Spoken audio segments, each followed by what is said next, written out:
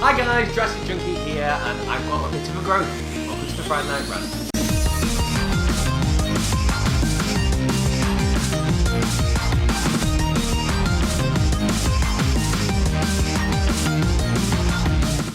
So yes, I have got a bit growing on at the moment, but I'll explain that towards the end of the video. But with Halloween upon us, I thought it was only fitting to get as a sponsored by drink by the name of Witchcraft. And now being 100 episodes in, I'm not actually sure if I've actually purchased this before or not. But either way, it goes down the same hole. And Witchcraft is good. It's got a kick to it, but that is very enjoyable. So, might as well jump into it and talk about a thing that I've now dubbed the Res War. Now, over the last few days, the resolution of some games have started to come out. We find out who's got what and what's got this, and it's just sparked up, as I was talking about previous video, that everyone's gone absolutely crazy. Now, I want to come out and say my 2 cents first of all, and then what I actually think this means. So first of all, then, we've got two of the big first-person shooters, which is Call of Duty, that's actually said that they're going to be running at 1080 on the actual PlayStation, but only at 720 on the Xbox One. And then adding to top of that, that Battlefield 4 is going to be running at 900p on the PlayStation, but it will only run at 720 on the Xbox One.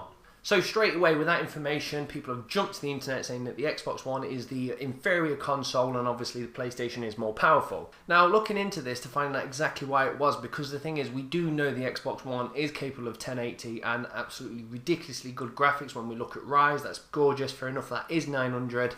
But then we do see things like Forza running at 60 frames per second at 1080. So it did make me think, why is Call of Duty and Battlefield not the same resolution as PlayStation?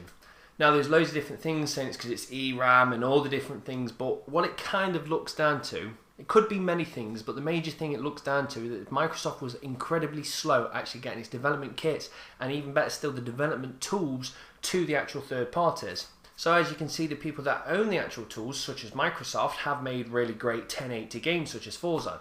But it just means when they actually took their time to get the tools out to people such as Battlefield and Call of Duty, it means it was actually late to get it optimized for the console. Now yes, I know this makes me sound a bit like a fanboy going, oh, this is the justification for it, but I will hold my hands up. The PlayStation has got the 1080 versions, and I'm not particularly bothered about resolution, but I would have definitely enjoyed it. I'd definitely say it's a kick in the dick for the Microsoft fans, whereas the PlayStation is getting higher resolution. But let me just go on to the actual PlayStation side now. So we're just talking purely about PlayStation, and there is the argument of people saying that they're choosing Call of Duty over Battlefield simply because Call of Duty is 1080 and Battlefield's only 900 on the PlayStation. And this is the thing I've got a problem with. It's not necessarily PlayStation versus Xbox, it's just the resolution war itself. People are actually saying they're going to pick Call of Duty over Battlefield because of the resolution. Now I don't know if some people are naive and think resolution simply means graphics, and they're going, that's 1080 graphics, that means it's better than 900 graphics. Resolution is simply just the picture size. You can have a gigantic picture and still have terrible graphics. Personally, it's a no-brainer for me because Battlefield is 64 players online, Call of Duty I think is 18. I prefer a good tactical shooter, which is Battlefield, than Call of Duty. But at the end of the day, if you want to play Call of Duty because you like the modes, buy Call of Duty. Same for Battlefield, but do not pick a game on resolution. The other thing I actually want to say about this entire topic is, to top it all off, obviously we've got the PC gamers coming in, chucking their 2 cents in, saying some of your games aren't actually 1080, so therefore it's not next gen. And I just want to remind people, the console generation we're just coming out of, now I'll just take 360 for example, this is what our console generation started off with.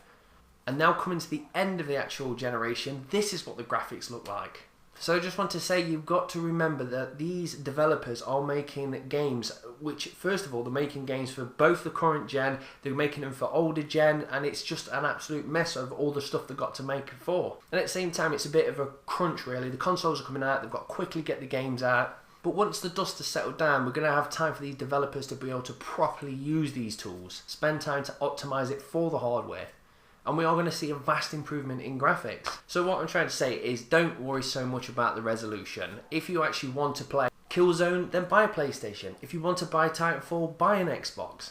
I think your decision at the end of the day should actually come down to what games you want to play. So the next thing I want to talk about is actually a bit of a shocker. And that is the mandatory installs for both PlayStation and Xbox. Now it's coming out this week that Call of Duty is requiring a 49GB install, Battlefield is requesting 35GB, Killzone 45GB, NAC 37GB, Dead Rising 35 gig, Rise 47 gig, and Forza at 35 gig. Now these are crazy actual install sizes. We used to, like for instance, Grand Theft Auto is probably the biggest thing I've ever installed, and that was 10 gig. Now we just go a few months forward and we're doing 47 to 49 gigabyte installs. Now I've got no problem with doing the installs at all. But the problem is Xbox and PlayStation have only given us 500 gigabyte hard drives. Now here's me taking the mick out of the Wii U for having a small hard drive and saying you'll fill that quite quick. And then we come to next gen and we've got 500 gig and massive gaming installs. Now I think both of them have kind of cocked up really, and they should have both gone with at least a terabyte storage. But I'm not particularly worried because let's just say 50 gig to make it a nice round number. That means 10 games to be installed on the actual console. Now I know that's going to take me a year to fill really. But the point still stands, it's not necessarily future-proof and we're going to have to look at upgrading it within a year. This then brings us to some news that came out yesterday, which I actually thought was quite bad, and that is Sony saying they are not actually doing external storage support. So that simply means if you fill your 500 gigabyte hard drive on the PlayStation, you're going to have to actually open up the console, remove the part, and upgrade it with a higher hard drive. Now I have to say straight away, it's not actually that complicated in opening the console. I've had a look, they've made it relatively easy. But the thing is the kicker, I don't understand why they're actually boasting about having a USB 3.0 port on the hard drive, which is obviously, we're used to 2, 3's better because of the data transfer. So if you've got a USB 3, which is good for data transferring, why aren't you utilising it? So Sony's rules and regulations then behind hard drive swapping is actually it's got to be more than 160 gigabytes. It has to be SATA 2 and it cannot be no bigger than 9.5 millimeters. So in other words, a laptop hard drive. Now, prices of hard drives are dropping all the time, so you're probably looking around about 50 quid for a laptop SATA 2 drive with about a terabyte of storage. Now, I know some people say you can get it cheaper, you can get everything cheaper if you Google it. But the major problem is, if you're on a PlayStation, you've got a 500 gig hard drive, if you go out and purchase a terabyte, you're not adding a terabyte to your storage, you're just taking 500 out and putting a terabyte in, which means you're left with 500 doing nothing. Now yes, you can go out and get a caddy and perhaps utilise this drive that you've just pulled out. But the point is, if you actually allowed people to use external storage, if they got a terabyte, they could add it to the 500 and turn it into 1.5 terabyte. And the other thing I actually want to know about is whereas Xbox One is allowing external support, if you plug in an extra hard drive and say for instance you wanted to take the games off your internal drive, you could obviously just quite easily copy them and chuck them onto the external drive. But the question I ask is, well, how do we go about it on the PlayStation 4? Because obviously if there's a drive full with all your gamer content and you've got your new drive that you're going to upgrade, how do you move this from this if you're not going to allow external support? So does that mean that Sony going to be selling data transfer cables? So to me, it just seems a very odd thing, especially that SATA 2 runs at a total of 3 gigabits per second and USB 3 runs at 5 gigabits per second. So it's not exactly if the transfer speed is going to be the bottleneck. The transfer is actually faster than most of the hard drives. So if you plug in a SATA 2 drive via USB cable, the bottleneck is actually still going to be the hard drive and not the USB connection. So for me, I just think it's a very weird decision. Obviously there must be something behind it. For instance, the operating system doesn't like doing it or whatever it be. But there you go, I see that in a kick in the dick for Sony. So Microsoft's had a kick in this week, Sony's had a kick in this week. And all of us have got to upgrade our hard drives because we are going to fill them. So the next thing I want to talk about then is something that I've been talking to my mates on Xbox Live a bit, and it's kind of brought up a good discussion. Now Microsoft are talking that they're going to bring out something where you can not only just share your digital content, but you can also trade and sell. Now this is in the pipeline at the moment and is not any concrete evidence, this is definitely coming, but Microsoft have said they are planning to roll something out soon. But the point still stands, let's fast forward a year and say Microsoft have brought this trading system in. If Microsoft do it, I'd probably say Sony would obviously do the same. And also if Sony do it, we'll probably see Steam do it. So with that out there, let's just say that everybody's starting to trade digital content. Now personally I'd be quite happy at this. I wouldn't even mind if there is a let's even say £10 charge for actually selling or trading games, which means the developers get a kickback, which personally I think is good because even if you pay £10, it's better than actually keeping this digital content and not being able to sell it. But the topic I actually brought up between us was talking about online modes.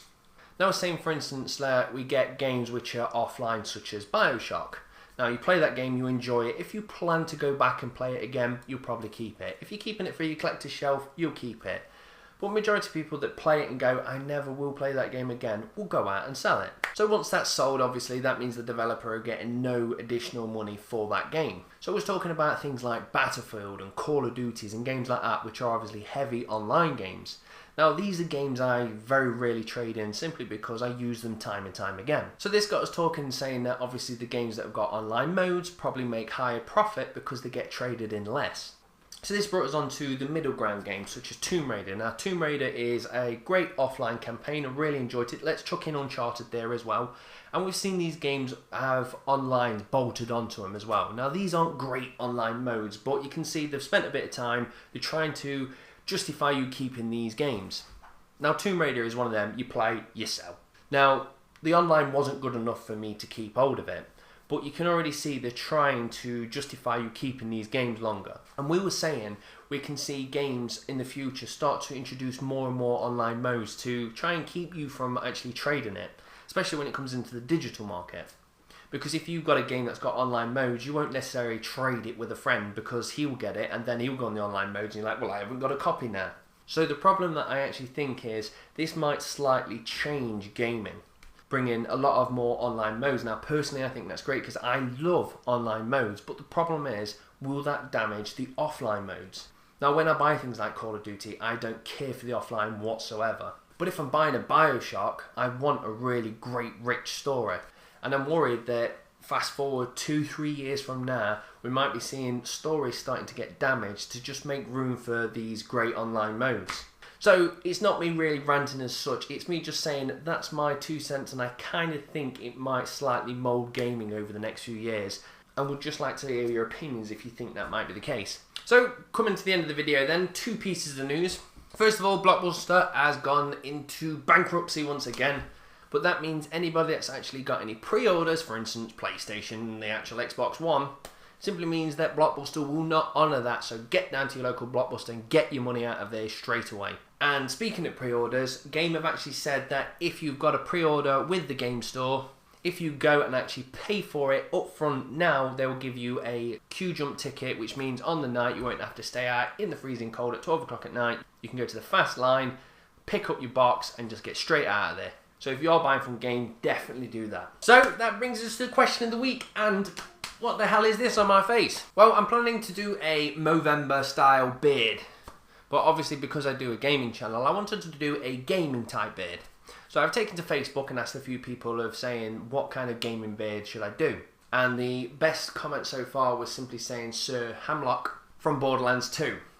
Now a few more was actually put in there, which is quite funny, but the thing is, I've got to try and grow this gaming beard within a month, and a lot of them had too bigger moustaches or a ridiculously big beard. So for the question of the week, I actually want to put out there, what's the best gaming moustache or beard, or moustache beard, that you've seen in a computer game that could be doable within a month?